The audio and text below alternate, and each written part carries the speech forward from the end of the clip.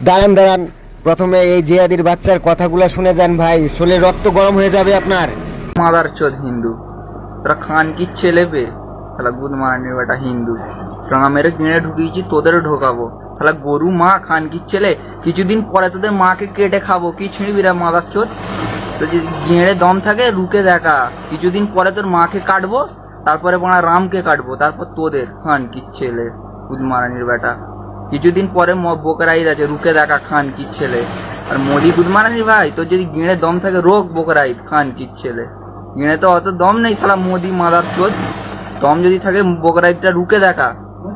গরু যেরাম জবাই হয় হিন্দুদেরও জবাই করব, তার সাথে তোদেরও জবাই করব। আর মোদি খানকির ছেলে তোকে আগে জবাই করব।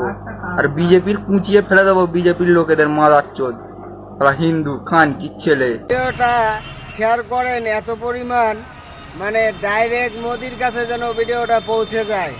কি পারবেন না? আপনারা কি হিন্দু? পারবেন না?